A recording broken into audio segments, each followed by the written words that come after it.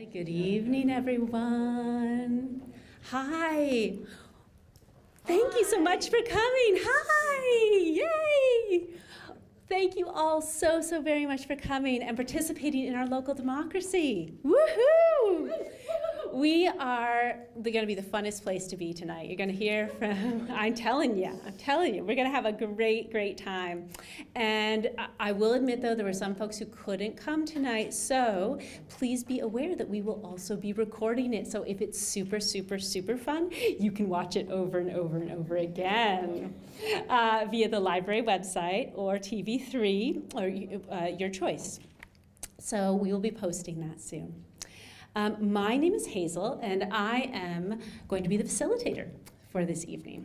So we are going to get started here, but before we do so, I just want a reminder, health and safety, everyone. We're so glad you're here, but if you need water, we have drinking fountains out there. If you need to use the restrooms, we have those. If you need to take a break for any reason, we have an outdoor exit.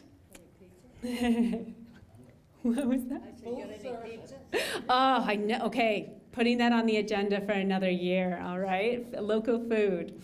Okay, and with that, we are going to get started. So, officially, good evening.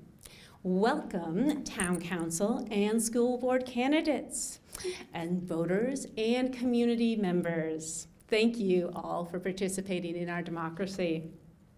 This is the first of two events to meet your local candidates. I encourage you all to attend the second event this Friday, October 18th at 6 p.m. It's going to be as fun as this one. Tonight, we hear from candidates for Town Council District 2, a balance of a 3-year term to expire December 31st in 2025, Marco Melendi. Town Council District 4, Town Council at Large, Catherine Wilson. Town Council District 4, Sandy Updegraft.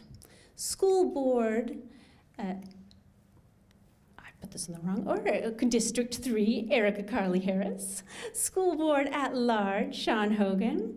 And Abigail Isaacson Abbott. Candidate James W. Eckert had to reschedule due to a family medical emergency this afternoon, so he is hoping to attend this Friday. Friday, we're going to be hearing the same questions answered by candidates for Town Council District 3, Kimberly M. Anderson, and Bruce Cantner, and Mary McNulty has actually withdrawn from the race, so she will not be there anymore. But we will hear from School Board District 4, Selena S. Harrison. Woohoo! All right, so my name's Hazel Onsard, and I am the librarian here at Curtis Memorial Library, and I will be your facilitator this evening and on Friday. This event was made possible both by the candidates you see tonight and our amazing organizing team. We are honored to welcome members of Brunswick High School, woohoo! A group of stellar high school students, including Caleb, Maya, Angelina, and others, and their teacher, Connor Lynch. Each were integral in curating the questions and format of tonight's event. Members of the League of Women Voters, Donna Chale, Barbara Kaufman, and Lynn Riotto were also essential in putting this event together. Thank you all for your public service and your delightful attitudes while doing it. Finally, other community members and League of Women Voter members have volunteered each night to be here to welcome you and our candidates. Thank you all. Also, we couldn't do this if you all didn't vote, show up, and care. So community members, truly, thank you. So this is the third annual Votum Forum planned on by Curtis Memorial Library and the League of Women Voters. Both the League and Curtis Memorial Library are nonpartisan, nonprofit organizations. This means that the League and the library never support or oppose any political party or candidate.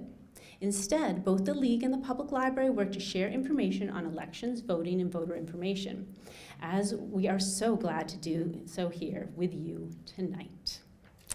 Specifically, after the questions end, I encourage you all to visit the information table.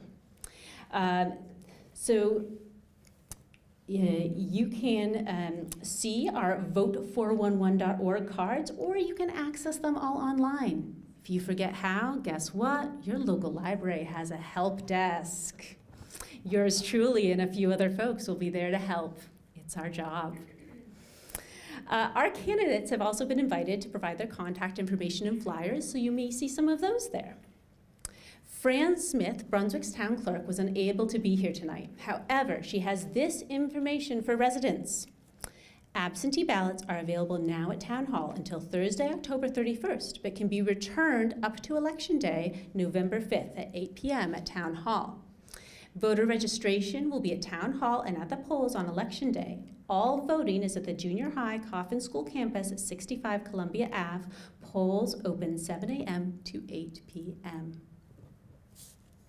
So, to help inform your decision, we have provided each candidate with 6 predetermined questions which they will be answering tonight. After they do this, around 7 o'clock, we will all have an opportunity to get out of our seats and mingle. So you'll be able to chat with your future representatives. We are recording this event for television to be posted online at Curtis Memorial Library's website, as well as TV3. Thank you, Jim. Before I begin, I want to share a few ground rules. 1, we will all listen and speak respectfully and civilly with silenced phones. 2, audience, hold your applause and questions. Don't worry, you'll have time for applause. I'll let you know when. 3, candidates may take less, but not more than their allotted time. Timekeepers will hold up a yellow card when 30 seconds remain.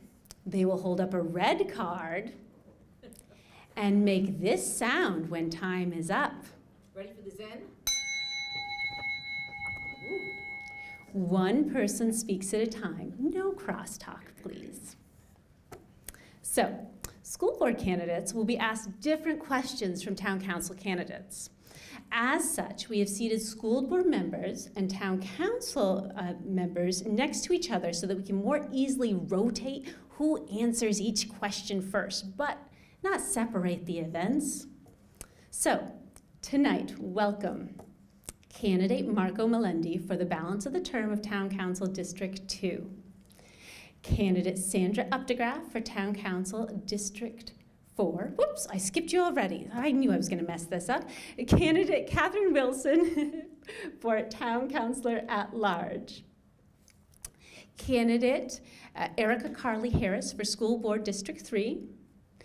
Candidate Sean Hogan for School Board at Large. And candidate Abigail Isaacson Abbott for School Board at Large. Now you may clap for them all. Woo-hoo! Wonderful. So, the 6 questions were predetermined and shared with candidates. They are printed copies you can also access. They're right back there. They were based off community input and research by our forum committee. We purposely kept them open-ended so that each candidate could choose to discuss their priorities. We also left off many potential topics in order to keep the evening brief and accessible. If you wish to see changes in this format for next year, we welcome your feedback and would be absolutely delighted to have more members join our organizational team. Please contact me after the event. And now, let's begin.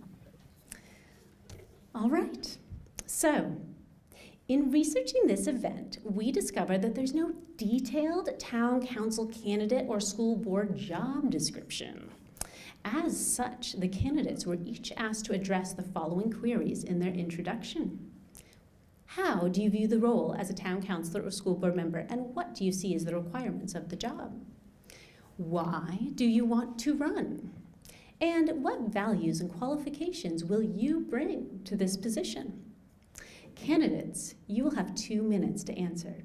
We rolled a dice. Actually, we didn't roll a dice. I picked it out of a hat. Actually, it wasn't even a hat. It was a box. I picked it out of a box to find out that we'll begin with District 4 and candidate Updegraff. Then we'll proceed to candidate Carly Harris, and so on and so on. Once we get to the end here, my friend Caleb and one of the folks who created the questions is going to run this back to Marco, and we'll go from there. So, candidate Updegraff, I'm going to turn this off and you make in. Thank you and welcome. I'm glad to see so many great. There's a hum and I'm trying to figure it out. Oh, Let's see, let's try this.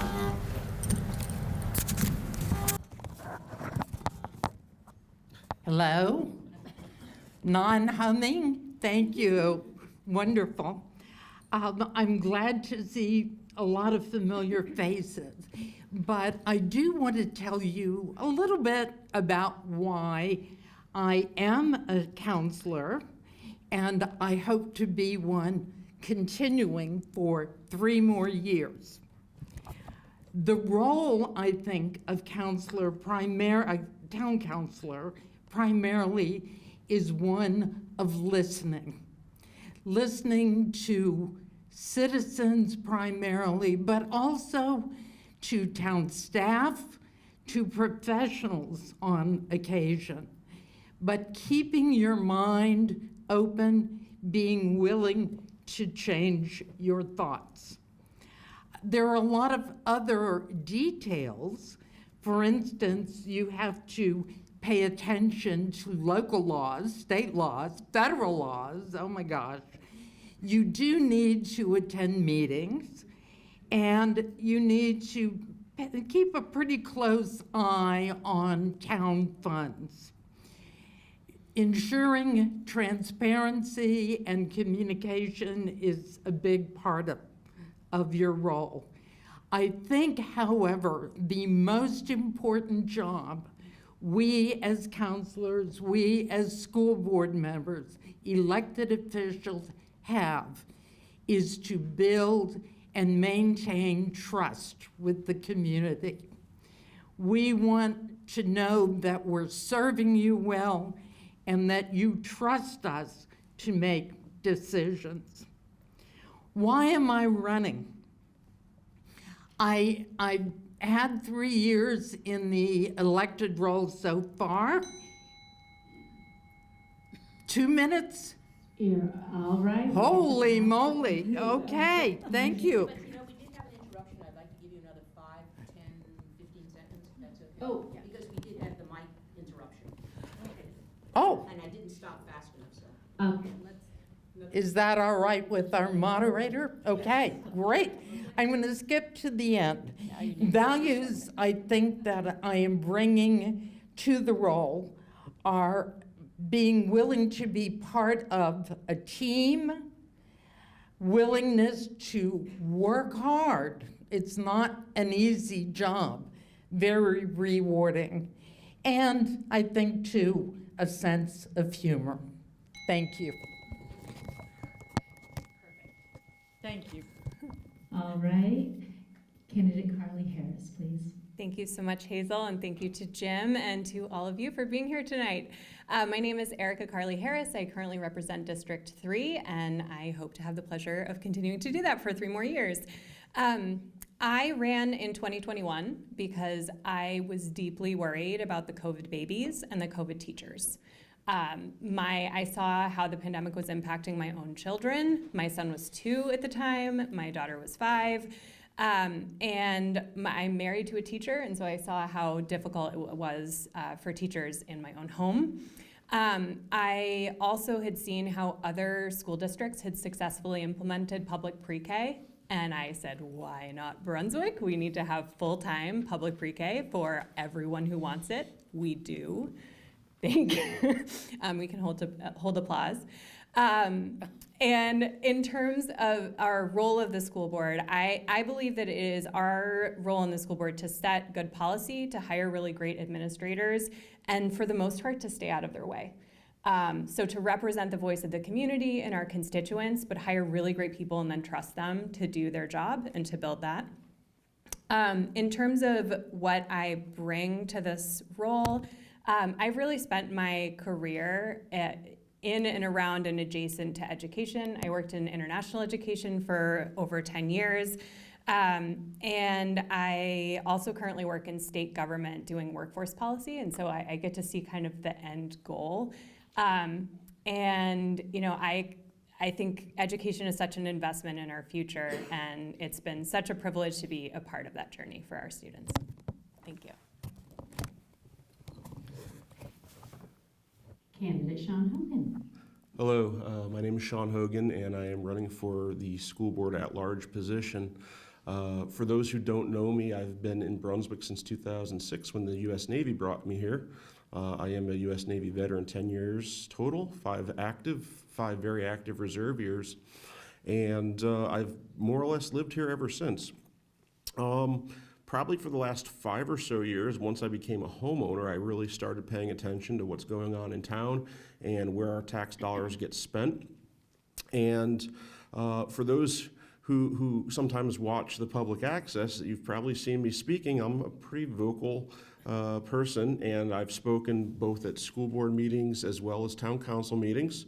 And I'm a straight shooter. I call a spade, and when I agree with something, I say, well done, and when I don't, I call that out. And sometimes I've been pretty vocal about the things I've called out.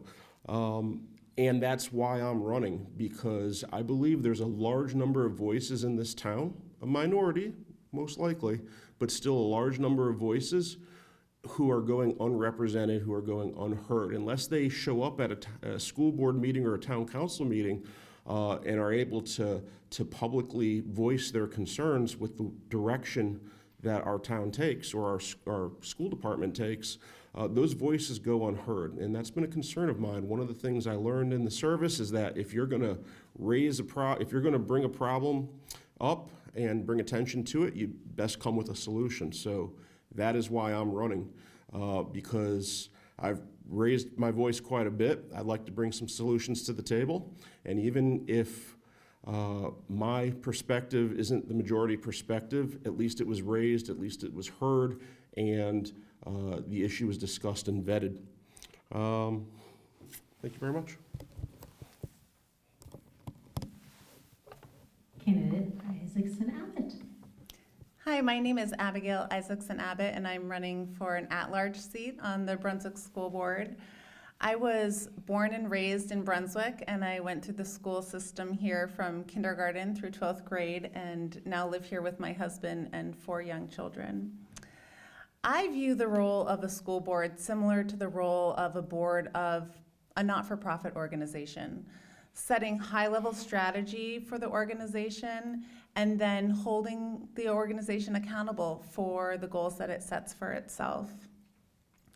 A school board member should serve as a fiduciary, and they should be responsive to the community and her constituents.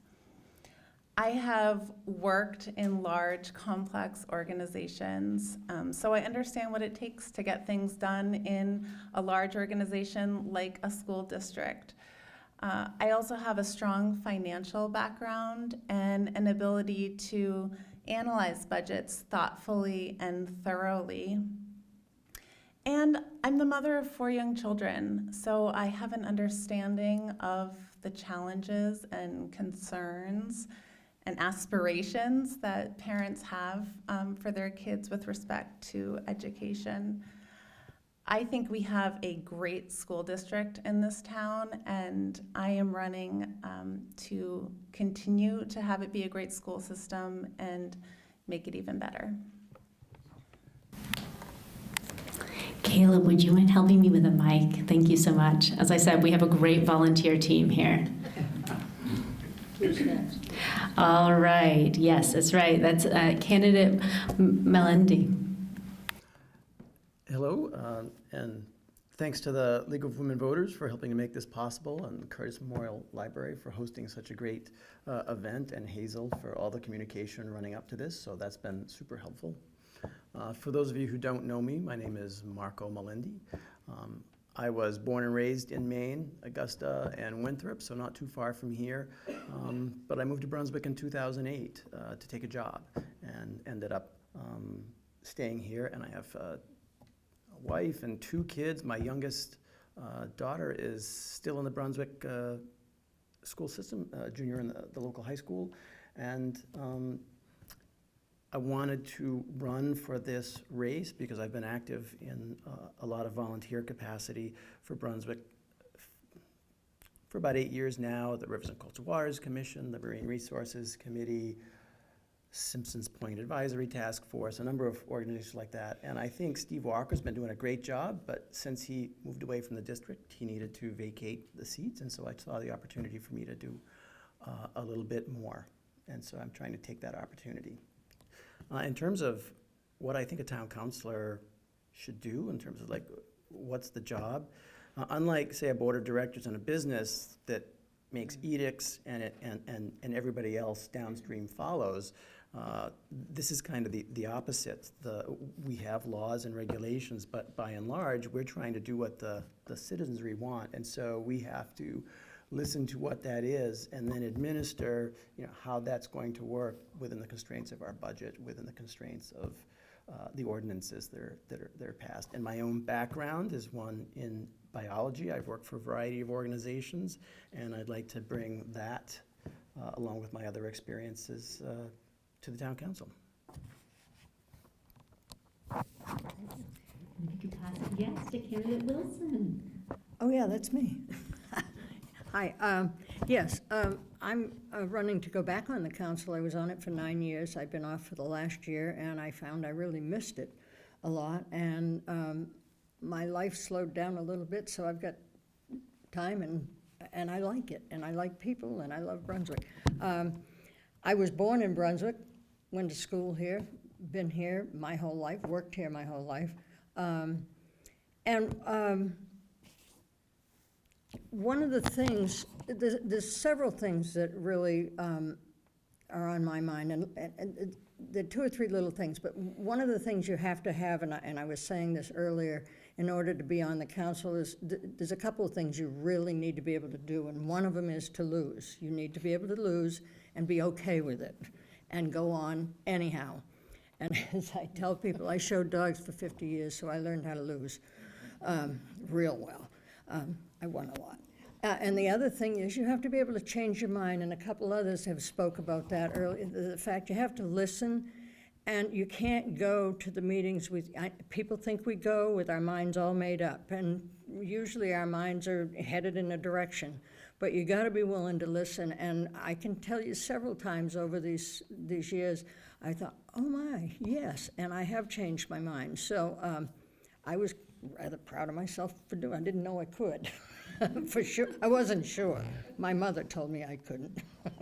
Anyhow, some of the things I'm very interested in is a couple of issues that I've been dealing with previously. Is there are a lot of people as everything progresses, there are a lot of people live in this town that are either older or whatever that don't have the communication that that a lot of us do, like using a computer and stuff like that. And so I'm very concerned that everybody, especially people that are either limited in one way or another, what does that mean? I'm afraid, that was Tom. I'm done? That was Tom, I'm sorry. All right, I'm done. I care about old people and everybody, and making sure that we all get a fair whatever. All right, thank you so much. Now, everyone, it's your turn. Time to applaud. That's for all of our candidates. Oh, look, the humming's back. We did it. Probably because they're close. Yeah. All right, so thank you all. Yeah, you have to sit it. Oh, this is just the humming one. It just likes to sing. Okay, so we are now going to be moving on to the question portion of this event.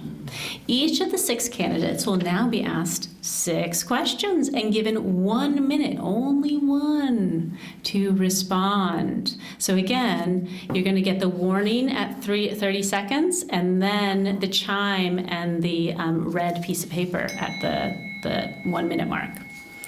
So the order of the candidates will rotate with each questions, but again, our first speaker was chosen randomly out of the box.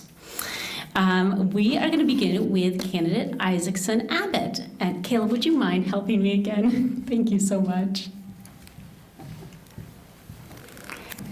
That's on the end. And proceed to candidate Carly Harris, and then candidate Sean Hogan, etc. So we're going to go in a little circle there, and next we're going to do a little circle with you folks, okay? We're going to keep it going like that, and I will be cueing who starts, and Caleb is helping me this whole time, so thank you all for the teamwork.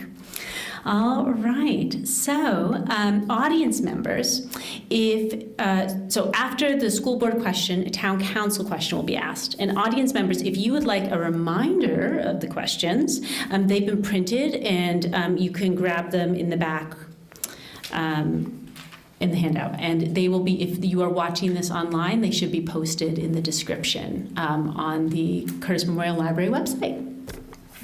So, you have 1 minute. Candidate Isaacson Abbott, in your opinion, what are the 3 best aspects of the Brunswick school system? I think one of the best aspects of this school system is the high quality of the education that we have in this district. We're ranked in the top quartile of schools in Maine, and we should be proud of that. Second are the teachers. We have an amazing group of talented, intelligent, creative, dedicated teachers in this town, and that is such an asset to our schools. And then lastly, I would say is the community that we have here. You know, as illustrated with people that are sitting here tonight who care about these schools, we have dedicated volunteers, parents, not-for-profit organizations, all who care about the schools and support the schools, and that is a tremendous asset to this town. All right, candidate, perfect. Candidate Carly Harris, you're next. Thank you so much. So I think in Brunswick, we lead with our heart. We really try to meet our students where they're at, and we celebrate their achievements no matter what that is to them and what's meaningful for them. But then we're also increasingly trying to lead with our brains as well and being more data-driven in our response to student challenges and issues that are raised by teachers and staff. And then I also just think and I will be forever a broken record about this, our music and theater program is extraordinary. That was what I loved doing growing up. It's so wonderful to see it here in Brunswick and the support. And anyone who has not attended a performance lately, I really encourage you to do that at any level. Go to 5th grade band. It's wonderful.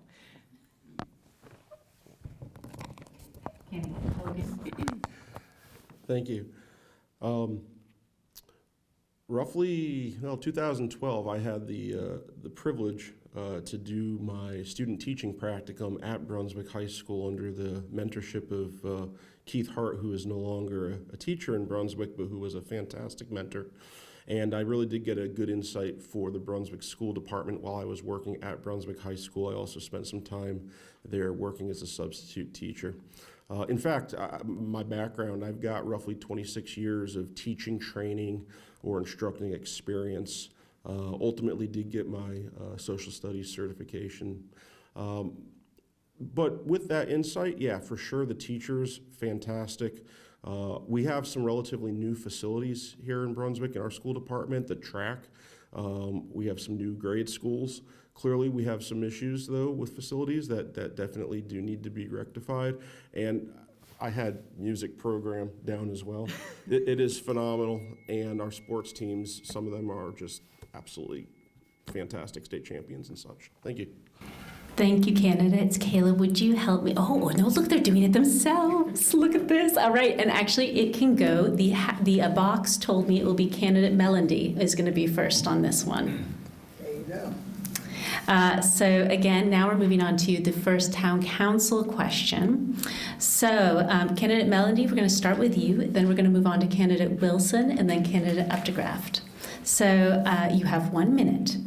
What are your top 3 priorities for your potential tenure on the town council? So I think cost of living is probably one of the, there are a lot of priorities, as you can imagine, that we probably all have more than 3, but cost of living is one that I hear come up again and again. And so probably there are a number of answers that could be given in all of the different questions that are being asked. But when we're looking at how we're going to make some of the adaptations to the changing climate, how are we going to fund the schools, how are we going to deal with some of the issues coming from the base, equity has to be foremost in that, because not everybody can deal with the negative effects and pressures that are coming at us in the same way. We don't all have the same resources. And so Brunswick is a great place to live, and I really don't want to lose good residents because they can't afford to live here anymore. And so even myself, I see pressures coming. The other was environmental adaptations. We have a climate action plan coming. And then the last would be how to deal with the PFAS, which I think is a question later on as well. It is. Thank you so much. All right, now candidate Wilson.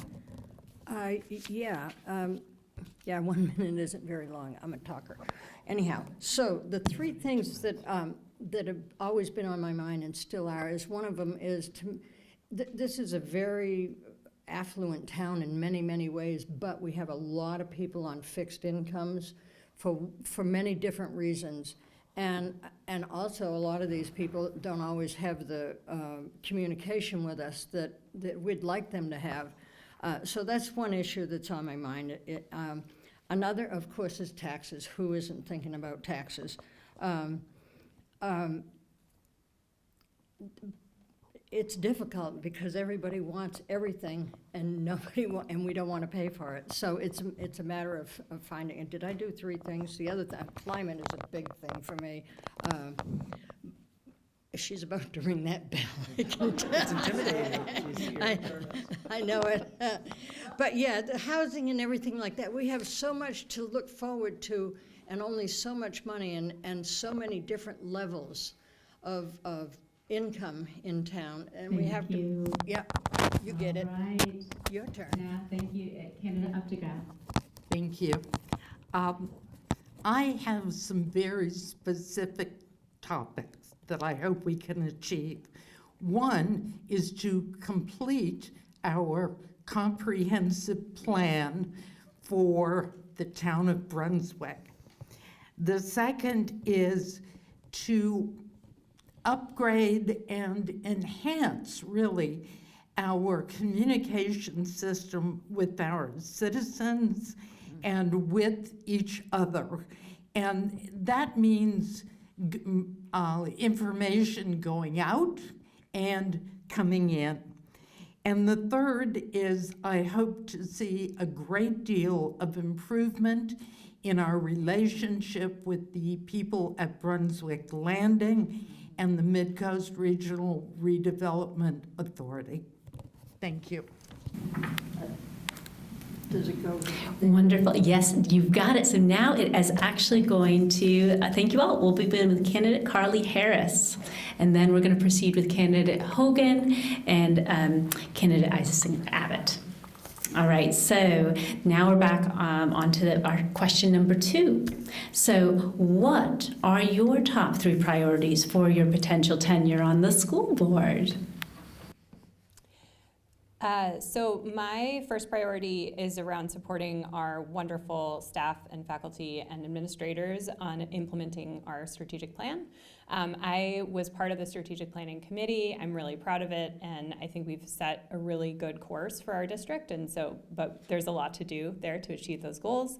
I also want to support continuing to support inclusive policies and making sure that all of our students feel at home in Brunswick. And finally, encouraging more people to be involved in our schools and to see it really as a community asset and not just something for young people. All right, candidate Hogan. Thank you.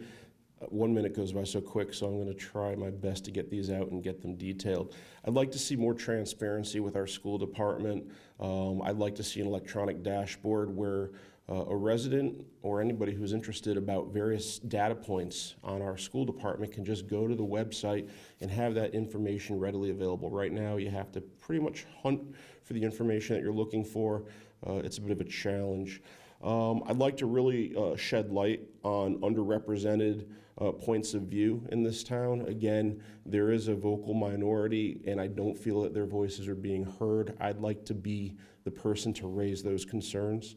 Right now, I think our school board is pretty much, by and large, in lockstep in their point of views. I'd like to actually add a little diversity with a different point of view, a counterpoint, perhaps. And then finally, I think our budget priorities, I personally feel that they're not quite in line with what we need. I think right now we need to be spending money on our needs and not our wants. I would have liked to have seen that $850,000 that went towards paving a parking lot going towards school buses. All right, candidate Isaacson Abbott.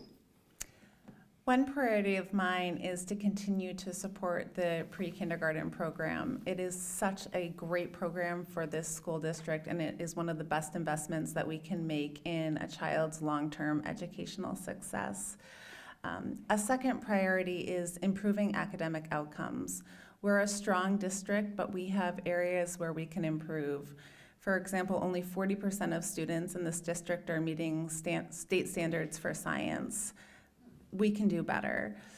And lastly, I want to focus on graduation readiness. Whether a student wants to go to a 2 or 4 year degree program or go into the workforce immediately, go into trades, we should be helping students identify what their objectives are after graduation and help them be successful in that.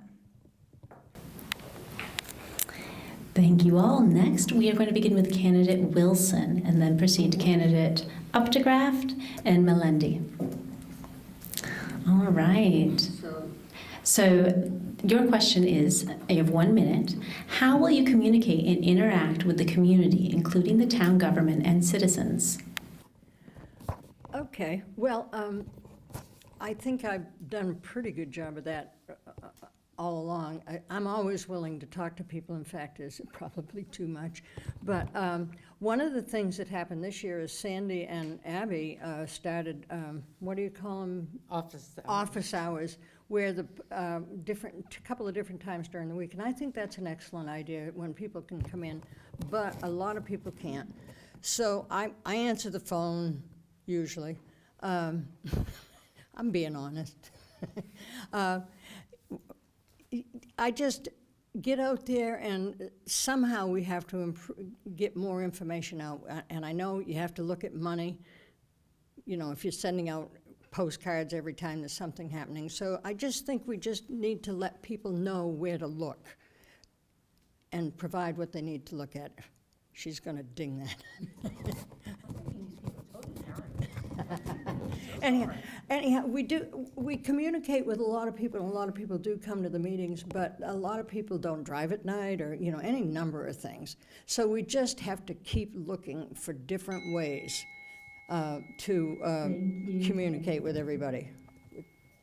Candidate Updegraft is next. Thank you. Thank you. I agree. Communication is one of my most important topics. I like the one-on-one communication, and Kathy Wilson is right. The office hours, I think, are very effective. We hold them weekly and then once a month here in the library.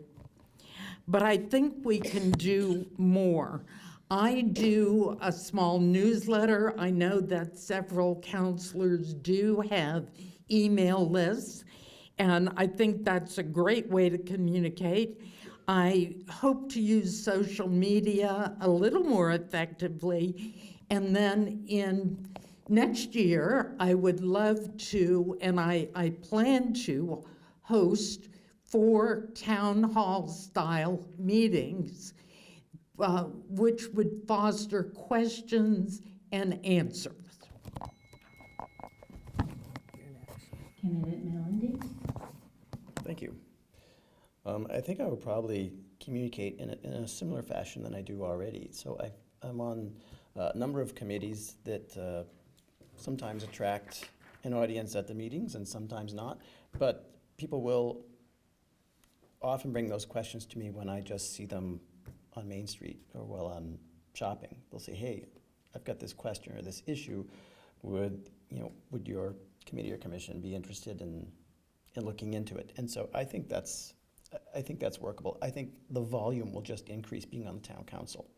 And so that's fine. I also like the office hours, because sometimes the meetings can be congested and not provide a good opportunity. So having a quieter, more one-on-one time, I think works really well. Thank you all. So next, we'll begin with candidate Hogan and proceed to candidate Isaacson Abbott, and then candidate Carly Harris. So candidate Hogan, you have 1 minute. How will you communicate and interact with the school community, including teachers, students, parents, guardians, taxpayers, and other stakeholders? Thank you. It's funny, actually, yesterday I got a call out of the blue asking me what some of my positions were. I don't know how the gentleman got my phone number, but I was more than happy to answer his questions. And obviously, our numbers and contact information is posted for board members, for those who are fortunate to get elected. So, but aside from that and the office hours, I definitely would want to make an effort to go out of my way to reach out to people, whether it's a newsletter or so forth. I'm fortunate as an educator in the community that I've already met a lot of, I teach driver's ed, so a lot of people, I've taught their children in town how to drive. So there's a lot of people who already know how to get a hold of me with their concerns. I've also worked volunteering on the personnel board here in town, as well as the Nathaniel Davis Fund Committee. So again, I've met other people through other channels, and I'm looking forward to continuing to engage with members of our community through whatever medium need be. Thank you.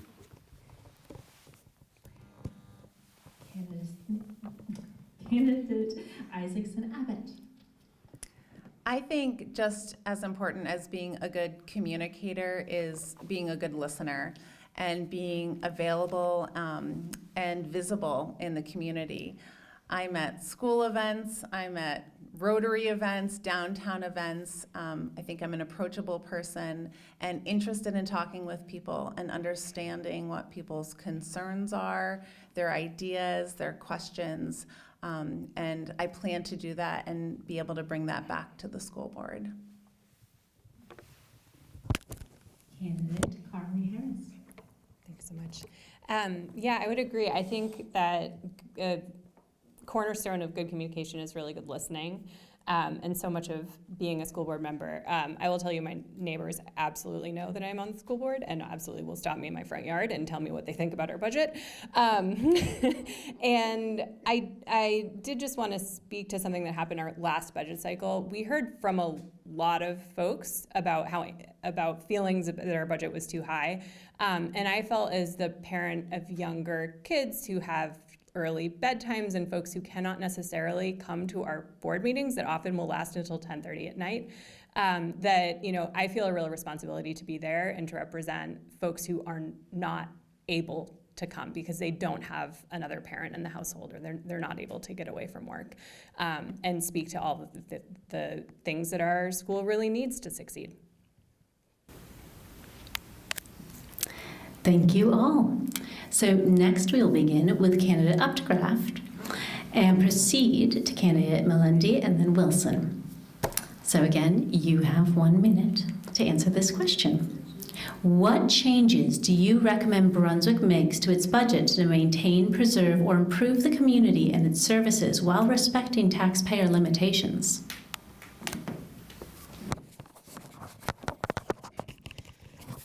That is a tough one. But I do think there are some opportunities to modify our fee structures, create more public-private partnerships. A lot of that effort goes into leveraging grant money and money from other sources.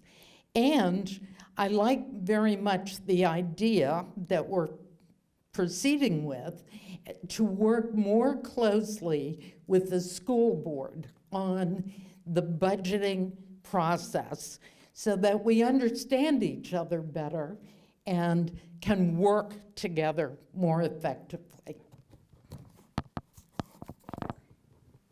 Next is candidate Melendi. Thank you. And so unlike the other two candidates up here, I have not been part of the town council during the budget process. But I think I would probably apply a strategy the same as many of us already use at home, and that we have a lot more things on our wish list than we can afford, and you have to do a cost-benefit analysis and see what we can afford and prioritize things.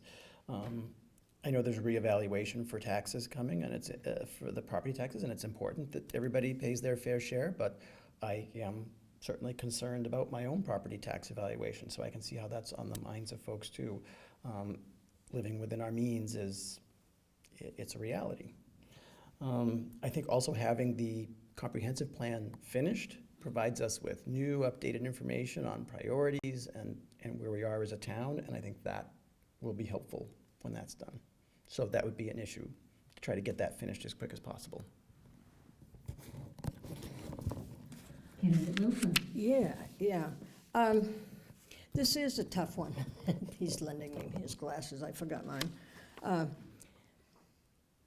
One of the things that I've noticed is that many people, especially those that come to the meetings, want something.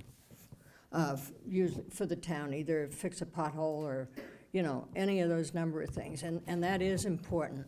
And I usually agree. But what we need to know is in the budget, and the school department is almost 3/4 of the budget, the total budget. And what we have to remember is that the rest comes, the police, public works, town office, everything else comes out of that, the rest of that. So we need to really look at what everyone else has said, what we need more than what we want always. Sometimes we need what we want because, after all. But we need to look at that carefully. And there's other things, but I'm out of time. Thank you all. Okay, folks, it's your turn. They're halfway through the questions. Let's give them a round of applause. Woohoo! Told you it was going to be a fun night. Oh. Michelle's going to lend me her glasses. Absolutely. We love this community. Woohoo! All right. Okay. Next up, let's see. All right, next up we're going to begin with candidate Isaacson Abbott. It's your turn, so if we could pass that mic down again. Or Caleb can always help. Oh, look, they're doing it themselves. Thank you so much. And again, we're going to proceed to candidate Carly Harris and then candidate Hogan. So this question is, diversity, equity, and inclusion has been a strong focus for most school systems in the area. It is usually folded into the strategic plans of school boards and individual schools. Please share your thoughts on this issue. I think at the core of this question is really about students feeling like they belong in school, feeling like they're welcome there, feeling like their ideas are taken seriously at school, and that they feel respected at school. And those are all things that they need to be able to do their best and thrive. So those are the things that I think also need to be at the core of the Brunswick School Department so that students can reach their potential.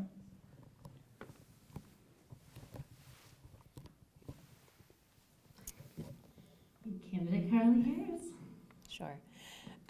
So I think DEIB, there's all kinds of acronyms at this point.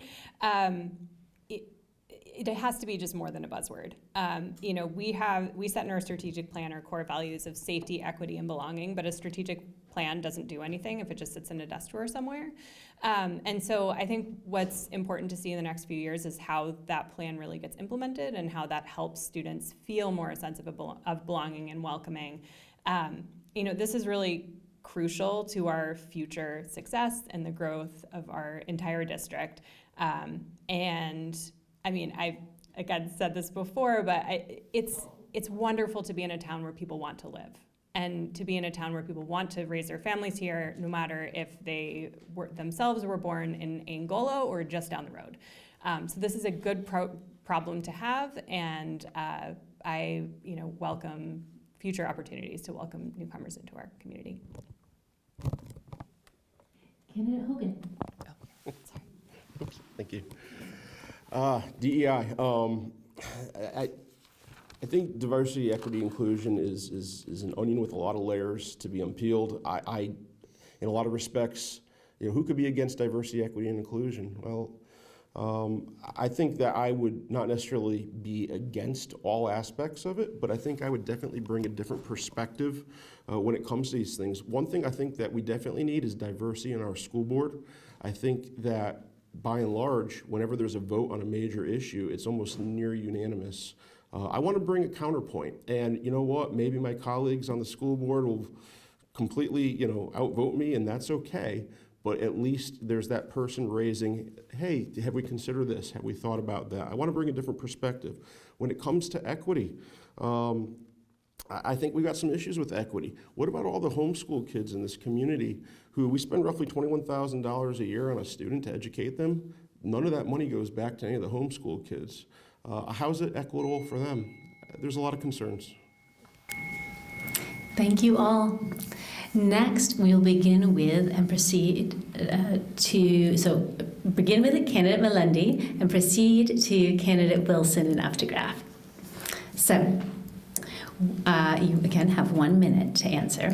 What is your vision for responsible changes at a pace that this community can handle? For example, addressing the need for affordable housing and workforce development without straining our community's resources. Okay, so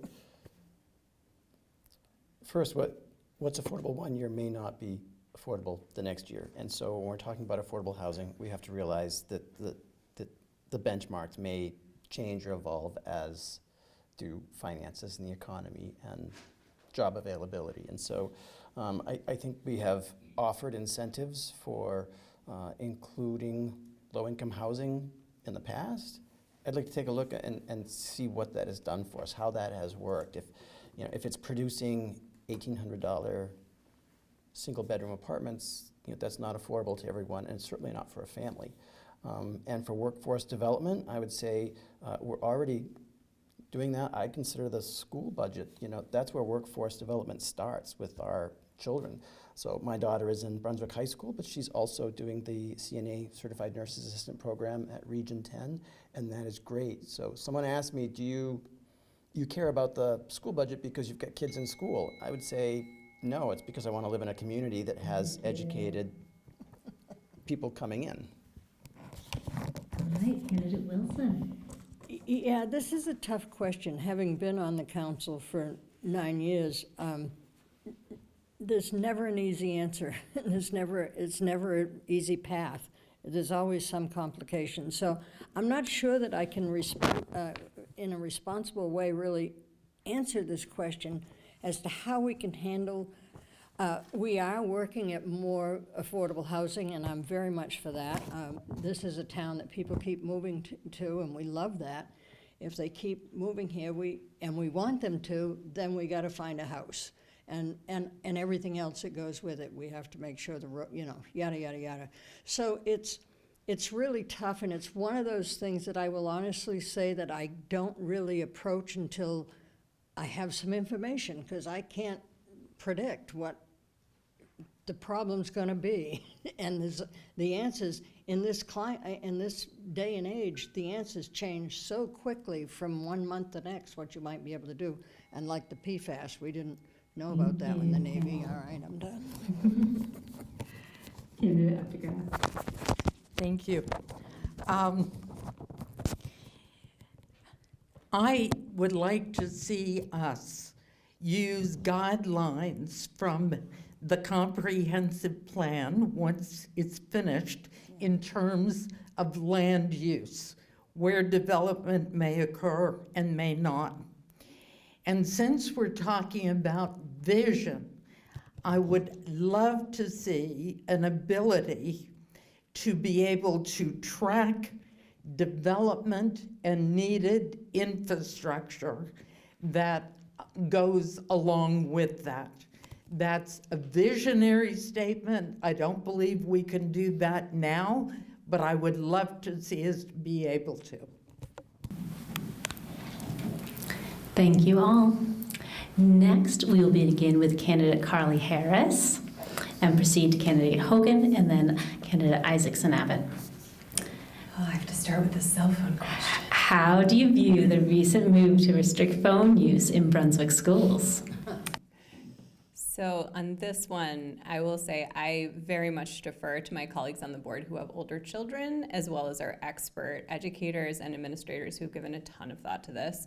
As someone who's married to a teacher, I think cell phone use is really concerning. We can't legislate what kids do outside of class. And a priority for me too would just be not making teachers really bear the brunt of a policy, of a highly, highly restricted policy that's unenforceable. But I'm certainly no expert on this, and I think this is also a place to candidate Wilson's point, wanting to listen and learn more and being open to having my mind changed. Candidate Hogan. So I'm going to concede that I'm not a parent, and so my perspective might be different if I was. But I am an educator, and I was a student myself at one point. And you know what? I got through school just fine without a cell phone, as well did most of the people in this room.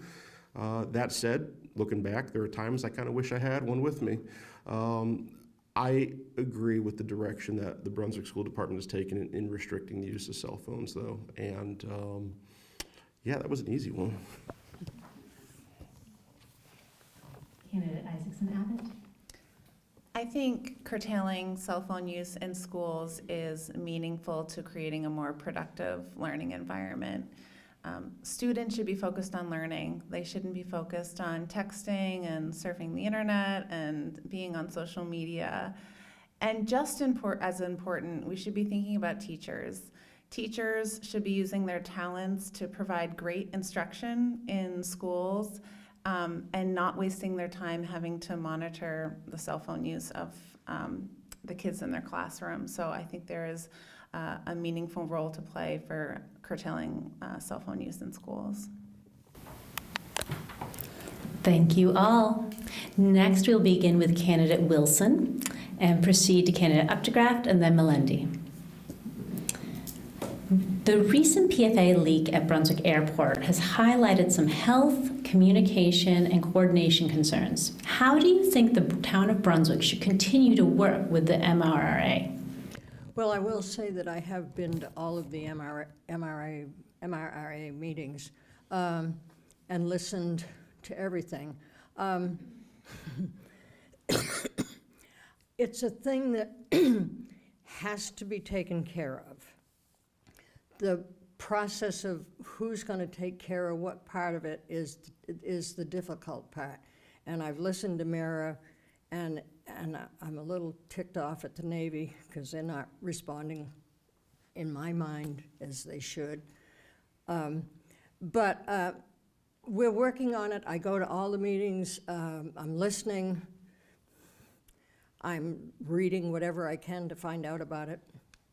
And it's something that no matter what, unfortunately, no matter what, we have to take care of it. So the hard job is making sure the Navy, everybody else that's involved, comes up with their share, because it is going to cost a lot. And it's a real concern of mine. Which way? Next is candidate Updegraft. There you go. Thank you. I think the first step is greater participation by Brunswick citizens on the Board of Trustees of MIRA.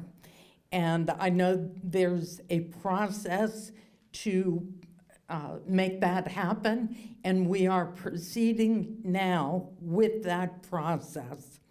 I also think continuing and enhancing to share communication channels and documents is going to be critical to integrating Brunswick Landing further into the town of Brunswick.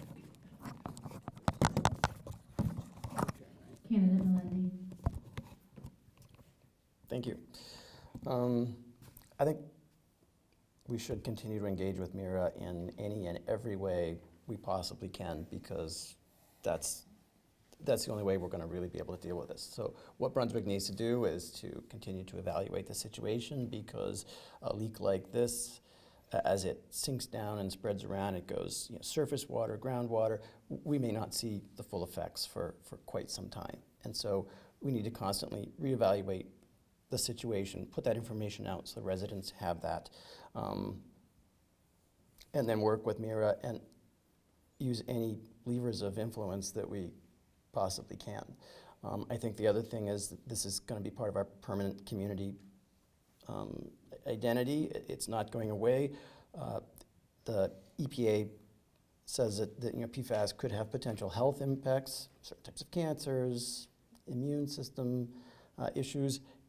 Even if there's a possibility of that, we need to reach out to other places that have experienced this and be ready for it. Thank you, candidate Melody. All right, thank you all. Next, we'll begin with candidate Hogan.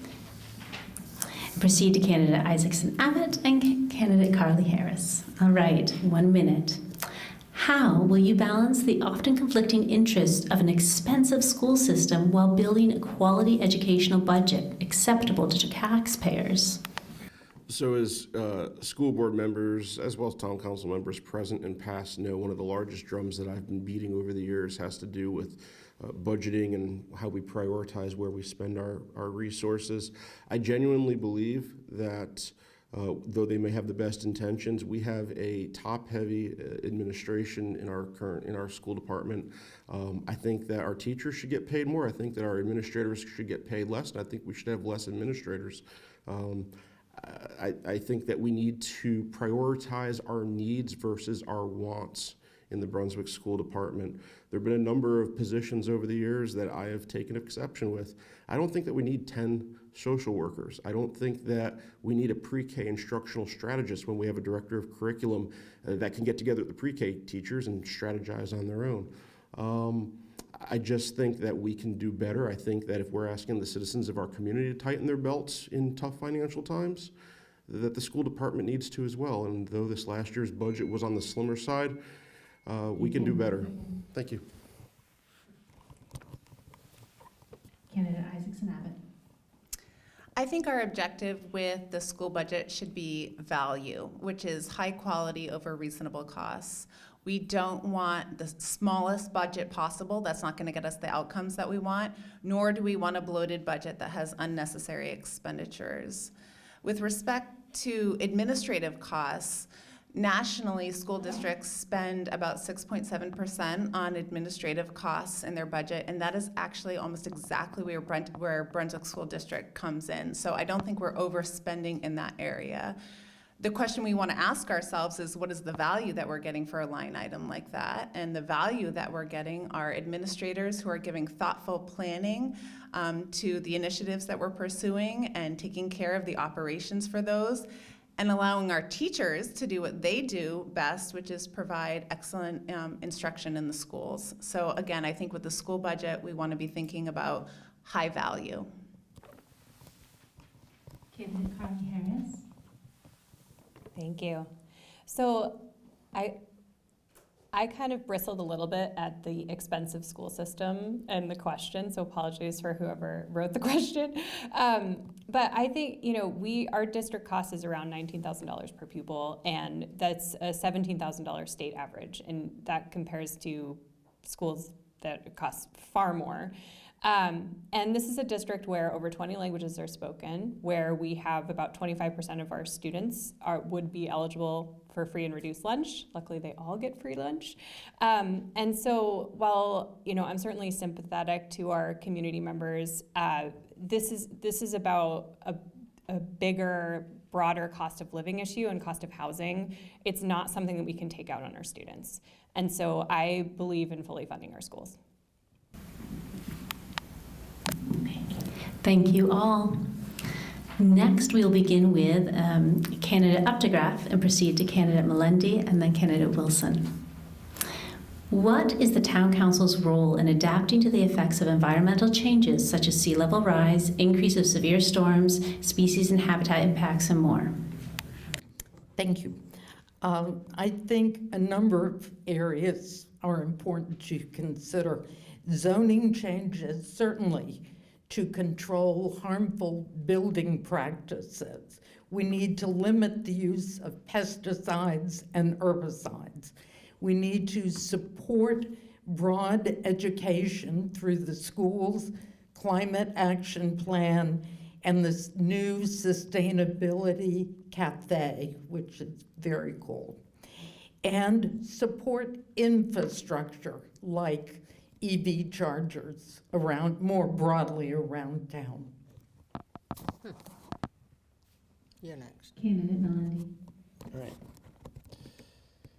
So I think the town council, I mean, it dictates how Brunswick's move forwards on some of these issues, and I think it has a central role in making sure that, one, not only are we moving, but again, to go back to the equitability of not everybody is going to be impacted in the same way, and not everybody has the same resources to be able to withstand the impacts that are coming.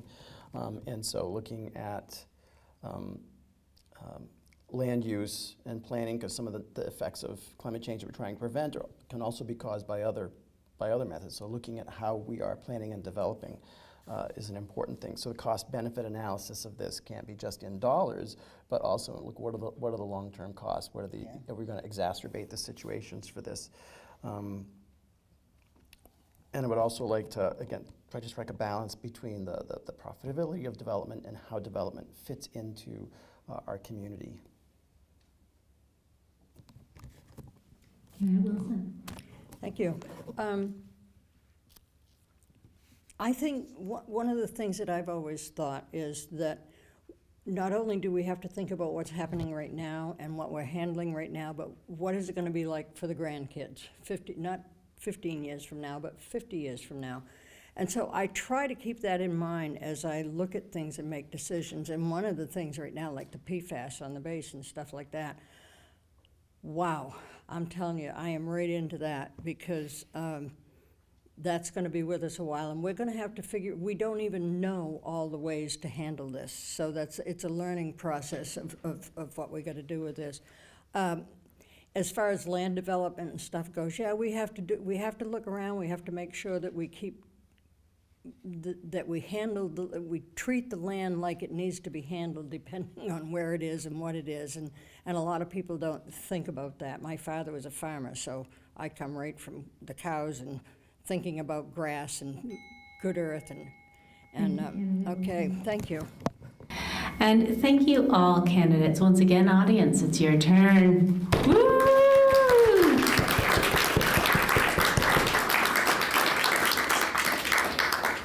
Thank you, community members, voters, audience members, and candidates. Our democracy could not exist without public servants such as yourselves. So thank you for your candidacy and your willingness to be here tonight. Brunswick voters, I hope this evening was helpful.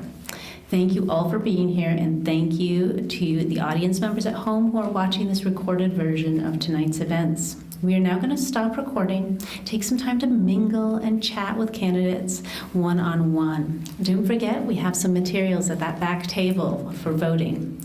And of course, Tuesday, November 5th is Election Day. I look forward to seeing you all at your voting locations or next time you drop by your local library. Thank you and good night.